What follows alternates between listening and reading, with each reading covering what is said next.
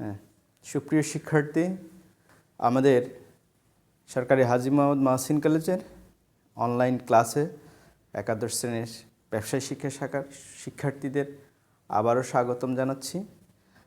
ইতিমধ্যে তোমাদের সাথে আমার হিসাব বিজ্ঞান প্রথম পত্রর দ্বিতীয় অধ্যায় হিসাবের বইসমূহের উপর 3টি ক্লাস সম্পন্ন হয়েছে। আজ চতুর্থ ক্লাস। যথারীতি আমাদের আলোচ্য বিষয় হিসাবের বইসমূহ অধ্যায় 2। আশা করি তোমরা সবাই ভালো আছো, সুস্থ আছো এবং নিয়মিত পড়াশোনা করছো বাসায় থেকে। আজ তোমাদের সাথে আমি আলোচনা করব নগদান বই নিয়ে। নগদান বই এবং নগদান হিসাব দুটার মধ্যে মৌলিক কিছু পার্থক্য রয়েছে। নগদান হিসাব একটি খতিয়ান মাত্র, কিন্তু নগদান বই জাবেদা ও খতিয়ান উভয়ই।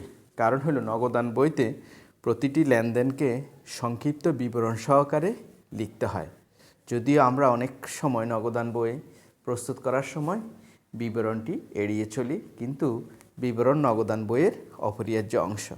তো আজকে আমি তোমাদের শুরুতেই প্রশ্নটি একটু আলোচনা করছি। তারপর দেখো আমাদের এখানে লিখে আছে নগদান বই তোমরা জানো 1 ঘরা, 2 ঘরা, 3 ঘরা পর্যন্ত হয়ে থাকে। এর মধ্যে 1 ঘরা নগদান বই একটি অপ্রচলিত নগদান বই, 2 ঘরা এবং 3 ঘরা নগদান বই প্রচলিত রয়েছে। তো আমাদের এখানে 2 ঘরা নগদান বই করতে হবে না 3 ঘরা নগদান বই করতে হবে, এই বিষয়ে কি বলা আছে দেখো। তো করণীয় উপযুক্ত ঘর বিশিষ্ট একটি নগদান বই। উপযুক্ত ঘর বিশিষ্ট অর্থাৎ তুমি তোমার শিক্ষার্থীদের নির্বাচন করতে হবে এই নগদান বইটি 2 কলাম হবে নাকি 3 কলাম হবে। তো এটা নির্বাচনের বিষয় কি, ভিত্তি কি? ভিত্তি হলো আমাকে দেখতে হবে এই লেনদেনগুলোর মধ্যে নগদ বাট্টা, তোমরা জানো বাট্টা 2 প্রকার, কারবারি বাট্টা ও নগদ বাট্টা। নগদ বাট্টার পরিমাণ বা নগদ বাট্টা সংক্রান্ত কোনো লেনদেন যদি এই অঙ্কটাতে থেকে থাকে তাহলে নগদান বইটি হবে 3 ঘরা। আর যদি কোনো রকম নগদ বাট্টা না থাকে তাহলে নগদান বইটি হবে 2 ঘরা নগদান বই। একটা কলেজ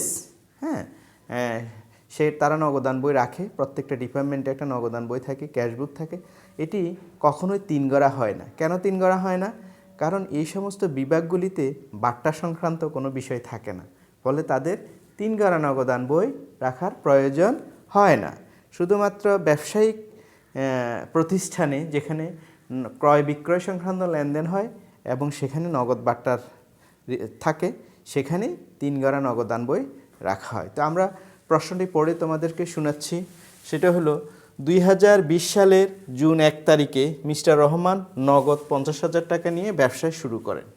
উক্ত মাসে তার নগদ সংক্রান্ত লেনদেনগুলো এখানে খুব বেশি লেনদেন আমি লিখি নেই, 1 2 3 4 5 6 7 আর ওখানে 8টি লেনদেন আমরা এখানে দেখিয়েছি।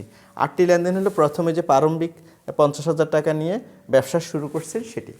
তো আমি লেনদেনগুলো তোমাদের সাথে পড়ছি।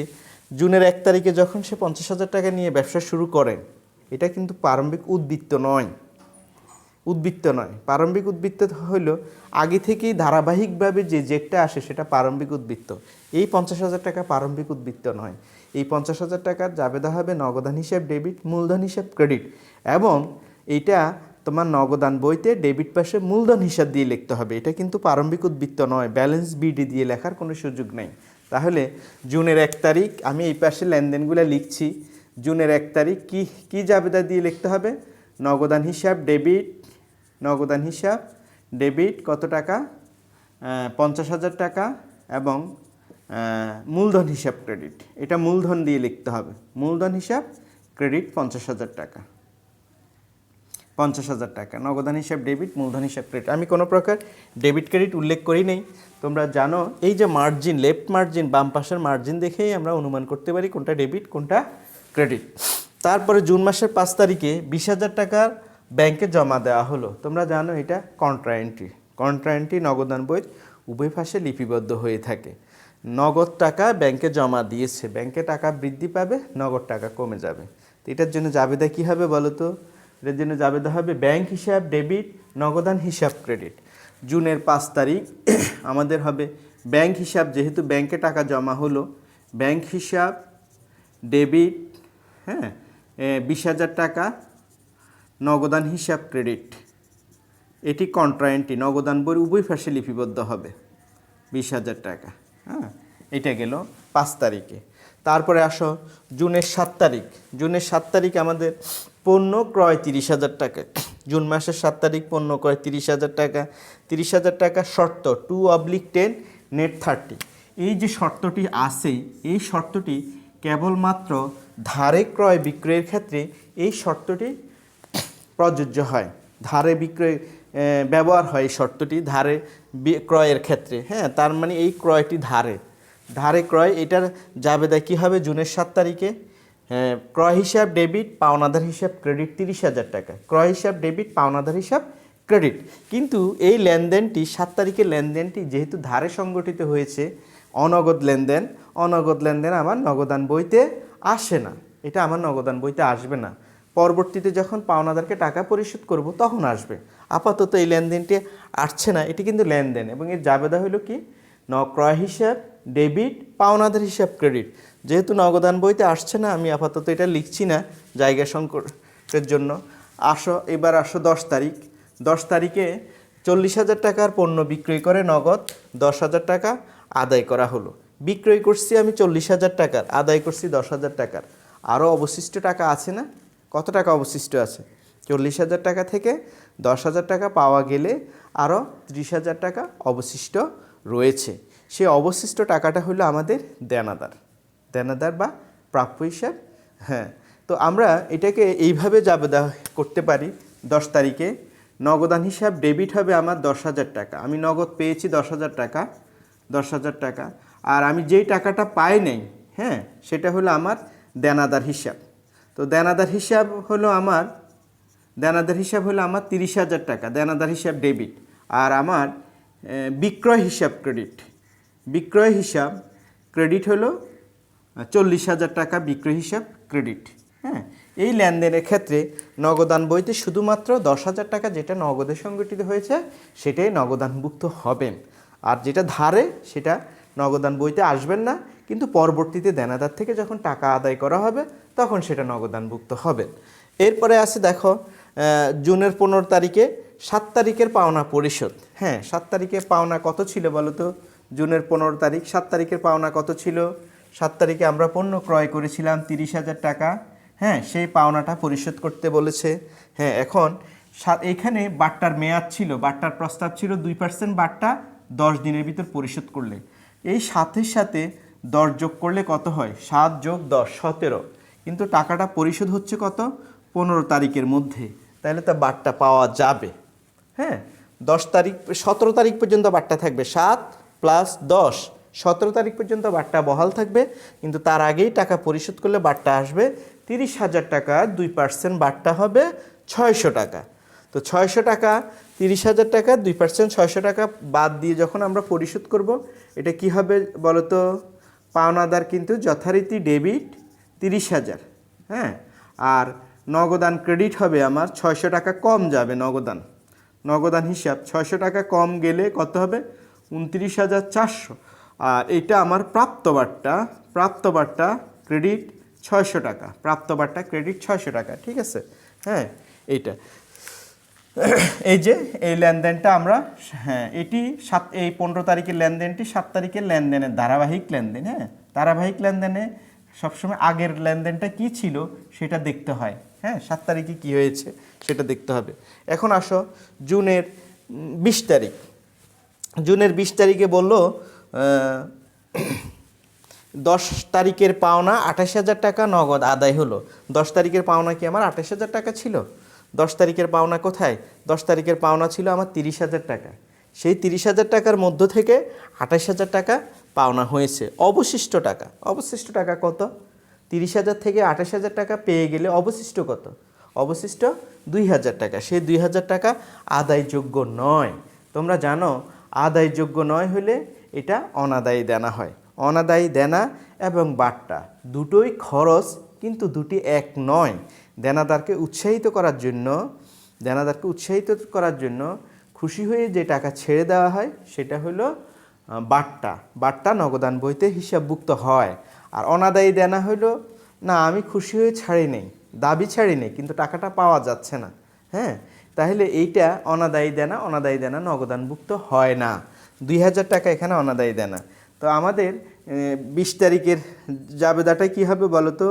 আমরা কত টাকা পেয়েছি? নগদান হিসাব আমরা পেয়েছি 28,000 টাকা ডেবিট।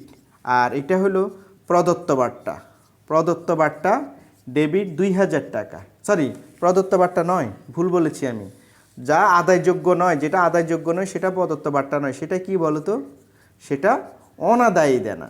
অনাদায়ী দেনা কিন্তু নগদান বইতে আসে না। আর এখানে কি হবে? দেনাদার হিসাব ক্রেডিট হবে। দেনাদার হিসাব ক্রেডিট 30,000 টাকা। হ্যাঁ, এরপরে আসো আমাদের বাড়ি ভাড়া প্রদান করা হলো 10,000 টাকা, যার অর্ধেকে মালিক বসবাস করেন। অর্ধেক 10,000 টাকা বাড়ি ভাড়া, অর্ধেক মালিক বসবাস করেন। তাহলে আমাকে বুঝতে হবে বাকি অর্ধেক কারবারের কাজে, ব্যবসায়ের কাজে ব্যবহার হয়। তাহলে ব্যবসায়ের কাজে যেটা ব্যবহার হচ্ছেন সেটা আমার খরচ, কিন্তু মালিক যে অংশে থাকে তার ভাড়াটা আমার খরচ নয়, সেটি আমার উত্তোলন। মালিকের ব্যক্তিগত খরচ ব্যবসা থেকে সংগঠিত হইলে তা উত্তোলন বলে বিবেচিত হয়। তাহলে আমার এখানে আমরা কি লিখব বলো তো? জুনের 25 তারিখে প্রথমে যেটা আমার এই ব্যবসায়ের কাজে ব্যবহার হচ্ছে অর্ধেক, সেটার জন্য আমরা কি লিখব? ভাড়া হিসাব 5,000 টাকা, ব্যবসার কাজে অর্ধেক ব্যবহার হচ্ছে। আর মালিক যেটাতে থাকছে সেটা কি হবে? সেটা হবে উত্তোলন হিসাব, সেটাও 5,000 টাকা, অর্ধেক মালিক থাকে। আর নগদান হিসাব ক্রেডিট কত টাকা? নগদান হিসাব ক্রেডিট হইল আমার 10,000 টাকা। এরপরে আমার 31 তারিখে, জুনের 30 তারিখে বলছে নগদ উদ্বৃত্তের 5,000 টাকা হাতে রেখে বাকি টাকা ব্যাংকে জমা দেওয়া হলো। জুনের 30 তারিখ অবশ্যই কন্ট্রা এন্ট্রি হবে, জুনের 30 তারিখ। এবং যেহেতু ব্যাংকে জমা দেওয়া হবে, জাবেদাটা হবে ব্যাংক হিসাব ডেবিট আর নগদান হিসাব ক্রেডিট। কিন্তু টাকার অঙ্ক কত হবে? টাকার অঙ্ক অবশ্যই 5,000 টাকা হবে না, 5,000 টাকা রেখে বাকিটা জমা দিতে হবে। তাহলে আমার নগদের যে ব্যালেন্স হবে সেখান থেকে 5,000 টাকা মাইনাস করে বাকিটা জমা দিতে হবে। তাহলে এই কন্ট্রা এন্ট্রিটা কত টাকার কন্ট্রা এন্ট্রি হবে তা আমরা অঙ্কটা না করে বলতে পারবো না। আমাদেরকে আগে সবগুলি লেনদেন বের করে এই 30 তারিখটা বাদ দিয়ে সবগুলি লেনদেন কমপ্লিট করে আমাদেরকে নগদ উদ্বৃত্তের পরিমাণ জানতে হবে। সেই উদ্বৃত্ত থেকে 5,000 টাকা মাইনাস করে বাকি টাকাটা কন্ট্রা এন্ট্রি দিতে হবে। তো আমাদের তাইলে করণীয়, উপযুক্ত ঘর বিশিষ্ট একটি নগদান বই তৈরি করতে বলছে। উপযুক্ত ঘর বিশিষ্ট নগদান বই তাহলে আমাদের জন্য কোনটি হবে বলো তো? আমাদের এখানে কি কোনো প্রকার নগদ বাট্টা আছে? হ্যাঁ, আমাদের এখানে একটা নগদ বাট্টা রয়েছে 15 তারিখে, পাওনাদারকে পরিশোধ, প্রাপ্ত বাট্টা 600 টাকায়। যেহেতু একটা মাত্র নগদ বাট্টা রয়েছে, একটা বাট্টার জন্যই আমাদেরকে এই নগদান বইটি 3 ঘরা করতে হবে। তো তোমরা জানো 3 ঘরা নগদান বইতে কয়টি কলাম হয়ে থাকে? 3 ঘরা নগদান বইতে ডেবিট পাশে 60টি, ক্রেডিট পাশে 60টি, মোট 14টি কলাম হয়ে থাকে। আমরা এখন একটা 14 কলাম দিয়ে একটি নগদান বই আঁকবো। নগদান বইতে যদিও লেনদেনগুলো সংক্ষিপ্ত বিবরণ সহকারে লিখতে হয়, কিন্তু আমরা অনেক সময় স্টুডেন্টদেরকে বিবরণটা স্টুডেন্টের উপর লিখতে দিয়ে আমরা বিবরণটাকে এড়িয়ে যাচ্ছি। তোমরা বিবরণ সহকারে লিখতে হয়, কিন্তু আসলে নগদান বই, যেহেতু নগদান বই জাবেদা ও খতিয়ান উভয়, কাজে নগদান বইতে লেনদেনগুলো লিপিবদ্ধ করার সময় সংক্ষিপ্ত বিবরণ সহকারে লিপিবদ্ধ করতে হয়। তো 7 কলাম দিয়ে বাম পাশে 7টা, ডান পাশে 7টা দিয়ে আমাদেরকে কলাম করতে হবে।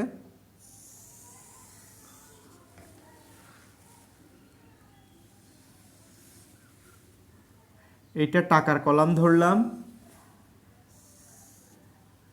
ক্রেডিট টাকা, এটা ক্রেডিট টাকা। কি কি ক্রেডিট? নগদ, ব্যাংক, বাট্টা। তারপরে এখানে একটি খতিয়ান পৃষ্ঠা, আরেকটা হলো ভাউচার নাম্বার। খরচের জন্য কি হয়? খরচের জন্য হয় ভাউচার। হ্যাঁ, ভাউচার নাম্বার, এটা হলো খতিয়ান পৃষ্ঠা। আর এটি বিবরণ,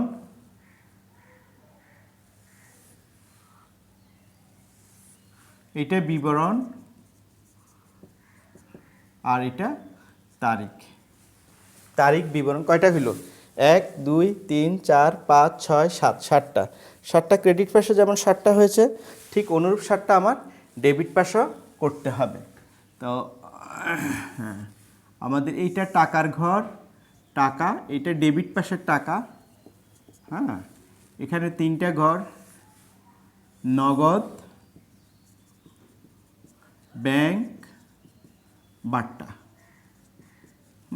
এখানে একটা হলো খতিয়ান পৃষ্ঠা, একটা হলো রসিদ নাম্বার, বাম পাশে রসিদ, টাকা প্রাপ্তির জন্য রসিদ ব্যবহার করা হয়।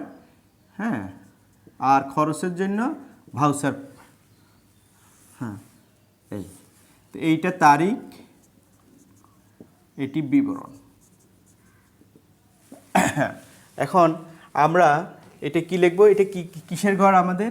এটি একটি 3 ঘরা নগদান। ওরা বলছে আমাকে উপযুক্ত ঘর বিশিষ্ট নগদান বই করতে। আমি 3 ঘরা করছি। কেন 3 ঘরা করছি? কারণ আমার এখানে একটি নগদ বাট্টা ছিল, সেজন্য আমরা এটাকে 3 ঘরা নগদান বই করেছি। তো প্রথমে আমাদের জুনের 1 তারিখে ব্যবসা শুরু করছে, নগদান হিসাব। এটা জুনের 1, জুন 1। হ্যাঁ, এটা কিন্তু ব্যালেন্স বিডি দিয়ে লিখলে হবে না। ব্যবসা শুরু করছে, এটা মূলধন হিসাব।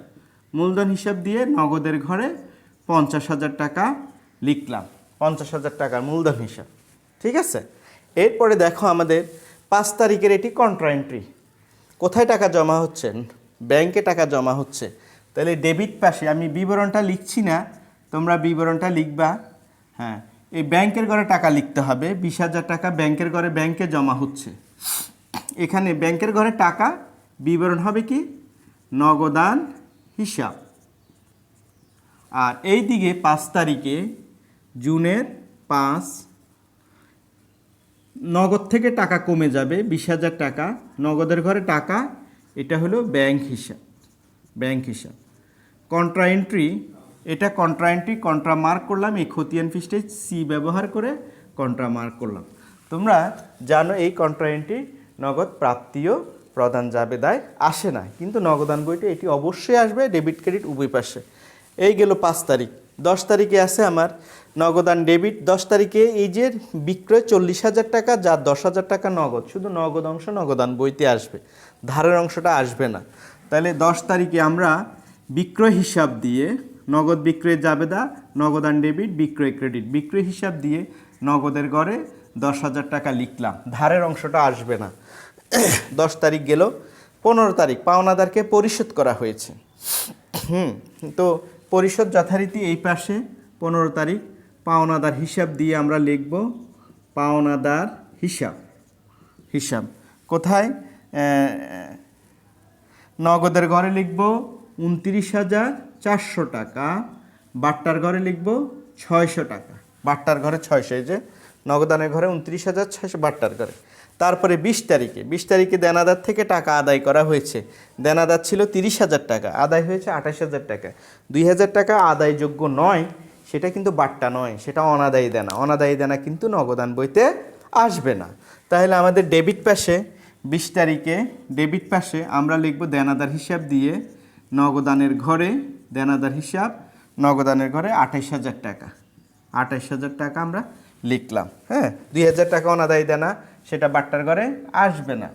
এরপরে 25 তারিখে ক্রেডিট পাশে, 25 তারিখ ক্রেডিট পাশে আমাদের হ্যাঁ 2বার লিখতে হবে। একবার হলো ভাড়া হিসাব, নগদে যেটা ব্যবসার কাজে ব্যবহার হয় সেটা ভাড়া হিসাব, সেটা 5,000 টাকা নগদে পরিশোধ। আর মালিক যেটা ব্যক্তিগত কাজে ব্যবহার করছে বাসা হিসাবে, সেটার জন্য উত্তোলন হিসাব। উত্তোলন হিসাব, সেটারও পরিমাণ 5,000 টাকা নগদে পরিশোধ করা হয়েছে। ভাড়া হিসাব, উত্তোলন হিসাব, নগদান হিসাব, দুইটা পৃথক পৃথকভাবে, দুইটা পৃথক পৃথক তারিখে লেখা হয়েছে। এখন আমাদের বলছে 30 তারিখের এই এন্ট্রিটা। 30 তারিখের এন্ট্রিটা করার সময় আমাদের একটা খসড়া করতে হবে। খসড়া কি? 30 তারিখের পূর্ব পর্যন্ত, পূর্ব মানে আগ, 30 তারিখের পূর্ব পর্যন্ত নগদ কলামের ডেবিট যোগফল, নগদ কলামের ডেবিট পাশের যোগফল কত সেটা দেখবা 30 তারিখের পূর্ব পর্যন্ত। অর্থাৎ আমি এখনও কিন্তু 30 তারিখ বসাই নাই, তার এক পর্যন্ত নগদ কলামের ডেবিট পাশের যোগফলটা আমি জানতে চাচ্ছি। কত? 50 10 60 60 80 88,000। নগদ কলামের ডেবিট পাশের যোগফল 88,000। হ্যাঁ হ্যাঁ, 30 তারিখের পূর্ব পর্যন্ত নগদ কলামের ক্রেডিট যোগফল, ক্রেডিট পাশের যোগফল সেটা কত টাকা? ক্রেডিট পাশে 10,000, 30,000, 30 50 59,400, 59,400 টাকা ক্রেডিট পাশের যোগফল। 30 50 59,400। তাহলে নগদের ডেবিট যোগফল থেকে ক্রেডিট যোগফল বিয়োগ দিলে কি বের হচ্ছে বলো তো? নগদ উদ্বৃত্ত। তাহলে আমাদের নগদ উদ্বৃত্ত কত? এখানে 60 হলে 28,600 টাকা হলো নগদ উদ্বৃত্ত, 28,600 টাকা নগদ উদ্বৃত্ত। তাহলে এখান থেকে এই নগদ উদ্বৃত্ত 30 তারিখে আগ পর্যন্ত আমি দেখলাম যে আমার নগদ উদ্বৃত্ত হলো 28,600 টাকা। এখান থেকে ওরা আমাকে হাতে রাখতে বলেছে। কত টাকা হাতে রাখতে? বেশি টাকা নগদে রাখলে কি হয়? হ্যাঁ, চুরি হইতে পারে, মিসইউজ হইতে পারে, সেজন্য হাতে রাখতে বলেছে। কত টাকা? 5,000 টাকা। 5,000 টাকা হাতে রাখতে বলেছে, বাকি টাকা ব্যাংকে জমা দিতে বলছে। তাহলে আমার ব্যাংকে জমা হবে কত? ব্যাংকে জমা হবে কত টাকা? 23,600 টাকা। এই 23,600 টাকা। তার মানে আমার এখানে এই যে দেখতেছো তোমরা, লাস্টে যে কন্ট্রা এন্ট্রি হবে বলছে 5,000 টাকা হাতে রেখে অবশিষ্ট টাকা ব্যাংকে জমা দিতে হবে। এখানে কত টাকার কন্ট্রা এন্ট্রি হবে? 23,600 টাকার কন্ট্রা এন্ট্রি হবে। তা আমি আমার এই শিক্ষার্থীদের উদ্দেশ্যে বলতে চাচ্ছি, যেই সমস্ত নগদান বইয়ের সবশেষে একটা কন্ট্রা এন্ট্রি আছে, সেই কন্ট্রা এন্ট্রিতে অবশ্যই তোমরা এইভাবে বের করবা এবং এটি খসড়া আকারে খাতায় প্রদর্শন করবে, দেখাবে, পরিষ্কারভাবে লিখবে। হ্যাঁ, এবং খাতায় দেখাবা কিভাবে তোমার কন্ট্রা 23,600 টাকা এসেছে। তা আমরা 23,600 টাকা এখানে কন্ট্রা এন্ট্রি দিব, এই টাকাটা ব্যাংকে জমা হবে। হ্যাঁ, এটা 30 তারিখে কি লিখবো? ব্যাংকে জমা হচ্ছে 23,600। এখানে লিখবো নগদান হিসাব লেখা 23,600। আবার 30 তারিখে এখানে 23,600 নগদের ঘরে, এখানে লিখব ব্যাংক হিসাব এবং এটা কন্ট্রা মার্ক করব, কন্ট্রা সি দিলাম, কন্ট্রা। হ্যাঁ, এরপরে আমরা উদ্বৃত্ত নির্ণয় করলে আমাদের শেষ হবে, উদ্বৃত্ত নির্ণয় করলে আমাদের চলবে। তো তোমরা একটা জিনিস মনে রাখবা, যে সমস্ত অঙ্কের সর্বশেষ এন্ট্রিটি কন্ট্রা এন্ট্রি, সর্বশেষ এন্ট্রি, এখানে যেমন সর্বশেষ 30 তারিখের এন্ট্রিটা ছিল কন্ট্রা এন্ট্রি, যে সমস্ত অঙ্কে সর্বশেষ এন্ট্রিটি কন্ট্রা এন্ট্রি থাকে, ওই অঙ্কগুলি ভুল হলেও, ভুল বলতে নগদ টাকা ব্যাংকের ঘরে, ব্যাংকের টাকা নগদ ঘরে, এই ধরনের ভুল হলেও যেহেতু সর্বশেষ এন্ট্রিটি কন্ট্রা, উত্তরটা বইয়ের উত্তরটা মিলে যাবে, অন্যদের সাথে তোমার অঙ্কের রেজাল্ট মিলে যাবে, কিন্তু অঙ্ক হবে না, অঙ্কের রেজাল্ট মিলে যাবে কিন্তু অঙ্কটা ভুল হবে। অঙ্কটা সঠিক হবে তখনই যখন তোমার এই কন্ট্রার পরিমাণ, টাকার পরিমাণ সমান হবে, তখন অঙ্ক হবে। আদারওয়াইজ তোমার যদি ডেবিটের টাকা নগদের টাকা ব্যাংকে, ব্যাংকের টাকা নগদে, এরকম উল্টাপাল্টাও বসাও, লাস্ট সর্বশেষ এন্ট্রিটা কন্ট্রা থাকলে এটা অঙ্কটার রেজাল্ট মিলে যাবে, কিন্তু অঙ্ক হয়নি। তো এবার আমরা এটা রেজাল্ট বের করি। দেখো, রেজাল্ট বের করি। বাট্টার ঘরে কোনো কিছু নেই, জিরো, বাট্টার ব্যালেন্স হয় না, এখানে বাড়ছে এটা প্রাপ্ত বাট্টা 600 টাকা। আবার নগদের ব্যালেন্সটা আমরা বের করি। দেখো, ডেবিট পাশে যোগ করলে কত হচ্ছে? 28 50 58 88,000, 88,000। এখানেও 88,000। এটা 30 তারিখে ব্যালেন্স সিডি, যেহেতু নগদের উদ্বৃত্ত তোমরা হিসাব করে দেখবা, আমি হিসাব না করেও বলতে পারছি এখানে নগদের ব্যালেন্স অবশ্যই 5,000ই হবে, 5,000ই হবে, কারণ ওরা আমাকে তো নগদের ব্যালেন্স 5,000 টাকা রাখতে বলছে এবং 5,000 টাকা রাখার জন্য আমি সব টাকা ব্যাংকে জমা দিয়েছি। তোমরা যোগ বিয়োগ করে দেখবা এই ব্যালেন্সটা 5,000ই আসবে। হ্যাঁ, এবং ব্যাংকের ব্যালেন্সটা এখানে হইল 43,600, ক্রেডিট পাশে কিছুই নাই, ব্যাংকের লেনদেন আমরা এখানে করিনি, 43,600ই আসবে ব্যাংক। তো এই হলো আমাদের একটি 3 ঘরা নগদান বই, যদি একটু এটা একদিক থেকে একটু ত্রুটিপূর্ণ, এই জন্যই যে নগদান বইতে এই লেনদেনগুলি সংক্ষিপ্ত বিবরণ সহকারে লিখতে হয়, কিন্তু আমরা বিবরণটা অমিট করে এড়িয়ে গিয়েছি এটা। এছাড়া এটা হলো আমাদের একটা 3 ঘরা নগদান বই। তো এখানে বেসিক্যালি আমি যে এন্ট্রিটার উপর তোমাদেরকে জোর দেওয়ার জন্য এই অঙ্কটাকে আজকে তোমাদের সামনে উপস্থাপন করেছি, আলোচনা করেছি, সেটা হলো যখন টাকা নিয়ে ব্যবসা শুরু করেন নগদ টাকা নিয়ে, সেটা কিন্তু ব্যালেন্স বিডি হয় না, সেটা মূলধন হিসাব হয়, সেটা বোঝানোর চেষ্টা করেছি। এবং এখানে একটা লেনদেন কিন্তু আমরা এখানে জাবেদায়ও লিখি নেই, এখানেও লিখি নেই, সেটা কিন্তু লেনদেন ছিল, সেটা নগদান বইতে আসে নাই, কারণ সেটা ধারে সংগঠিত, এই জন্যই ছিল। এটা একটা টপিক ছিল। আরেকটা টপিক ছিল যখন তোমাকে উপযুক্ত ঘর বিশিষ্ট নগদান বই করতে বলবে, সেই নগদান বইটা 2 ঘরা হবে না 3 ঘরা হবে, তা তুমি কিভাবে নির্বাচন করবে সেটা বোঝানোর চেষ্টা করেছি। এবং সর্বশেষ আমি সবচেয়ে বেশি গুরুত্ব দিয়েছি সেটা হলো সর্বশেষ যে 30 তারিখের এন্ট্রিটা ছিল, নগদ উদ্বৃত্তের 5,000 টাকা হাতে রেখে অবশিষ্ট টাকা ব্যাংকে জমা দেওয়া হবে। এই যে সর্বশেষ এন্ট্রিটা কন্ট্রা হলে সেই কন্ট্রার অ্যামাউন্টটা কত হবে সেটা কিভাবে বের করে বসাইতে হয় সেই জিনিসটা এটা। আমি এখনও জিনিস লেখাটা মুছি নেই, তোমরা যদি দেখো যে এখানে দেখো ঠিক 30 তারিখের আগ পর্যন্ত নগদ কলামে ডেবিট যে যোগফল সেটা লিখলাম, ক্রেডিট যোগফলটা লিখলাম, নগদ বিয়োগ করে নগদ উদ্বৃত্ত পাইলাম। হ্যাঁ, সেই নগদ উদ্বৃত্ত থেকে 5,000 টাকা হাতে রাখতে বলছে, আমরা ঠিক 5,000 টাকা হাতে রাখলাম এবং যে বাড়তি টাকাটা হইলো সেই টাকাটা ব্যাংকে জমা দিতে হবে, সেটাকেই কন্ট্রা এন্ট্রি দিলাম। তো আশা করি তোমরা আমার এই নগদান বইয়ের অঙ্কটি বুঝতে পেরেছ। হ্যাঁ, তো নগদান বই সংক্রান্ত আলোচনা করার সময় যে আমার এখানে লেনদেনে আসেনি, তারপর আমি দুটো কথা বলতে চাচ্ছি। সেটা হলো তোমরা 9-10-এ পড়েছ, যখন আমরা চেক পাইতাম সেটাকে আমরা ব্যাংকে এন্ট্রি করতাম, কিন্তু আমাদের এখানে একাদশ শ্রেণীতে আমরা যেভাবে প্র্যাকটিস করি, যখন চেক পাবে সেটা নগদ হিসেবেই বিবেচনা করবে যতক্ষণ না সেটা ব্যাংকে জমা হয়। চেক পাইলে সে চেকটা আমাদের কাছে থেকে যায়, ব্যাংকে জমা দেওয়ার আগ পর্যন্ত এটাকে আমরা নগদ টাকাই মনে করব। হ্যাঁ, এটা একটু মনে রাখবা, ব্যাংকে জমা দেওয়ার পর এটা ব্যাংক হবে।